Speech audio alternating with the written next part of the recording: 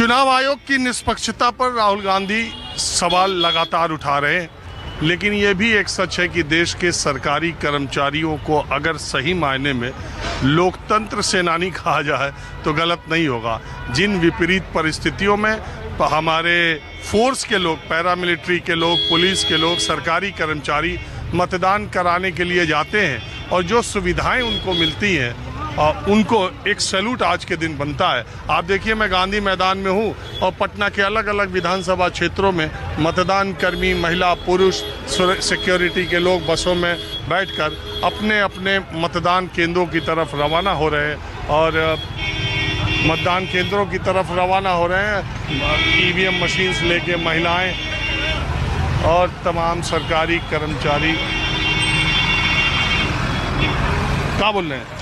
कह रहे हैं कि अभी तक रूट चार्ट नहीं मिला है, किस बस में जाएं कोई पता नहीं है। हम लोग वहाँ से पैदल आ रहे हैं, जहाँ से ईवीएम मिला ना, हम लोग के चार्ट रूट मिला है कि इस बस में जाइए आप लोग। अब हम लोग खुद पता कर रहे हैं, वेट कर रहे हैं। पेट्रोलिंग मजिस्ट्रेट मिला है, उन लोग भी नहीं। इसके पहले इलेक्शन में हम लोग को रूट चार्ट मिलता था, उसमें गाड़ी नंबर दिया जाता था और उसके बाद अनाउंसमेंट किया गया कि आप लोग के ई रिक्शा द्वारा पहुंचाया जाएगा गांधी मैदान तक। अभी गायब हो गया, पैदल है, कोई व्यवस्था पैदल। मतदाता सूची देख लिए है? हाँ, वो सब तो मिलान कर लिए हैं सर, उसमें कोई दिक्कत नहीं है। अच्छा, उम्र, फोटो, लिंग ये सब मिलाते हैं? वो सब तो हम लोग बूथ पर जाएंगे तो मिलाएंगे सर। यहाँ तो एक बक्सा दिया गया है, वहाँ हम लोग सूचीबद्ध जो है ना तालिका से मिला लिए हैं कि ये पेपर है।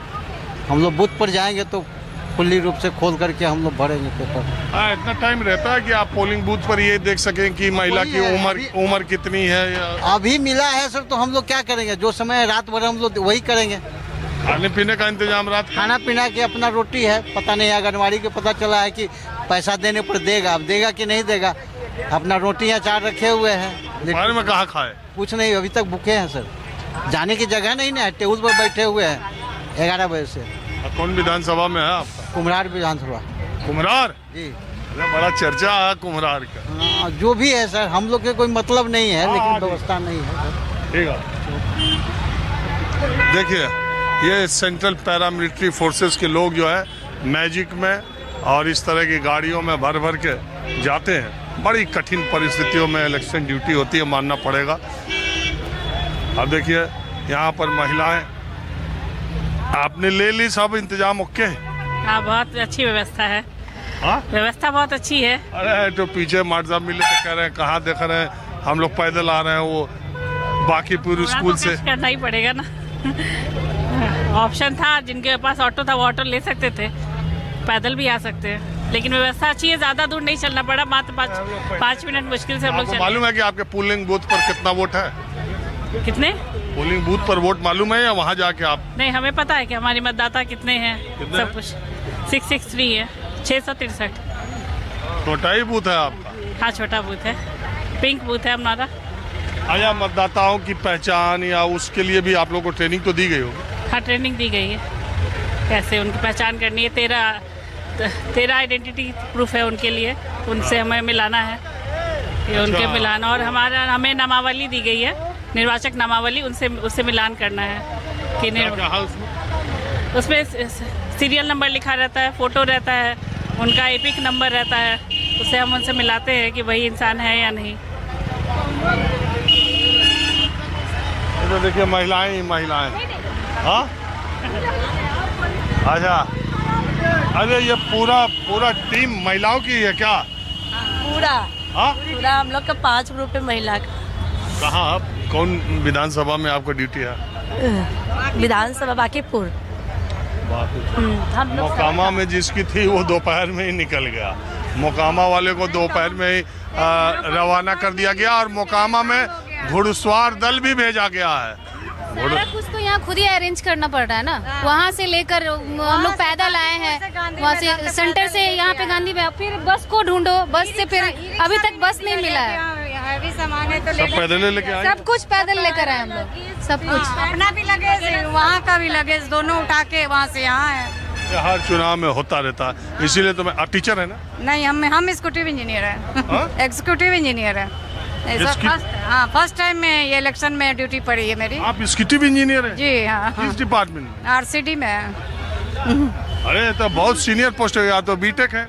ना एमटेक भी है तो हाँ तब first time executive engineer level के पोस्ट के लोगों को भी लगा देते हैं ऐसे? लगाए हैं तो नहीं पता होगा उनको, जो लगा रहे होंगे उनको नहीं पता होगा कि नहीं देना है, लेकिन अब दे दिया तो करना है ना। आपकी कितने साल की नौकरी हो गई? हमारी 20 साल हो गई, अभी ये 21वां साल चल रहा है। सेकेंड MSCP मिल चुकी है 2024 में। इतना इंजीनियर के लिए एग्जीक्यूटिव एक्सीएन बोला जाता है। तो तब भी लगाया, तो क्या करें, अब हस्बैंड का ऑपरेशन भी हुआ तो वो हमारे RO को बोले कि अब कुछ उसमें हो सकता है, बोले अब कुछ नहीं हो सकता, तो हम बोले ठीक है अब तो दे दिए। तो आपके अपने हाँ वो रिलीफ आपके अपने ऑफिस में आपके अंडर में कितने लोग काम करते हैं? कितने SDO, कितने लोग? नहीं मेरे यहाँ है, वो होती है SOR बनती है, तो उसमें हम स्थापना देखते हैं, तो 3 एग्जीक्यूटिव इंजीनियर हैं उसमें, और वो अथी है, बाकी सहायक अभियंता 7-8 है। सब आपके अंडर में है ना? हाँ नीचे वाले नहीं, AC का है ऑफिस, तो AC का है, सर्किल ऑफिस है। तो आप हेड को नहीं दिया जाता, बाकी तो सबको लगा दिया, उनका नाम ही नहीं गया था, बाकी हमारा नाम गया, हमारा स्टार्टिंग में चला गया, पकड़ लिया, सबसे पहले लगता है कि चला गया, और वो दे दिया। मैंने अपने इतने साल के करियर में कभी नहीं दिया, लेडीज में कभी किसी एग्जीक्यूटिव अभी इतने साल के 25 साल से मैं इलेक्शन कवर कर रहा हूँ, पहली बार मैंने एग्जीक्यूटिव इंजीनियर लेवल के किसी आदमी को, सेंट्रल गवर्नमेंट में है कि उसका नाम नहीं जाएगा, लेकिन यहाँ बिहार गवर्नमेंट में कुछ भी हो सकता है। मैंने अपनी जिंदगी में किसी एग्जीक्यूटिव इंजीनियर को ऐसे पीठासीन अधिकारी बनते हुए नहीं देखा। लेकिन चलिए, घर का भी सिचुएशन ऐसा है, तब भी हम आए हैं कि चलिए लोकतंत्र का पर्व है, इसमें हमारे आपको साथ देना का पर्व है, हम लोग इसको बहुत अच्छे से एंजॉय कर रहे हैं। आगे बूथ पे भी जाके बड़ा परेशान थे कि पैदल आ रहे हैं। नहीं सर, होते हैं हम लोग, अब लोग सब लोग लेडीज है ना, थोड़ा सा तो होना। फर्स्ट एक्सपीरियंस है सर हम लोग का।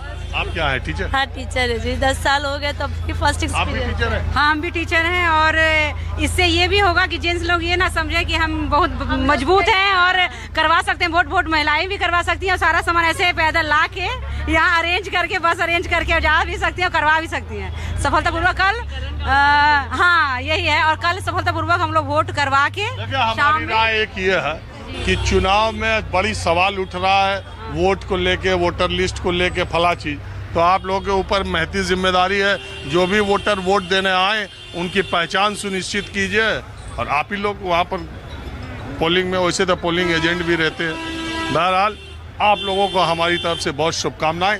देखिए, आप अपने घरों में बैठे वोट डालने के लिए जब आपको निकलना होता है, तो कभी आपको सर्दी लगती है, कभी आपको गर्मी लगती है, कभी आप सोचते हैं नाश्ता करके चलते हैं, कभी आप सोचते हैं पहले नहा लेते हैं फिर चलते हैं, कभी आप सोचते हैं कि दोपहर के खाने के बाद जाते हैं, कभी आप सोचते हैं लाइन बहुत लंबी है थोड़ा बाद में चलते हैं। लेकिन आपको नहीं पता कि सरकार, व्यवस्था, सरकारी कर्मचारी और लोकतंत्र को के इस महापर्व के लिए कितने बड़े स्तर पर तैयारी होती है। इन तैयारियों पर भी सवालिया निशान है, लेकिन इस सब के बावजूद इतनी बड़ी व्यवस्था में ये सफल तभी मानी जाती है जब ज़्यादा से ज़्यादा संख्या में लोग मतदान करें। न्यूज़ 24 और माहौल क्या है के दर्शकों से हम ये अपील करते हैं।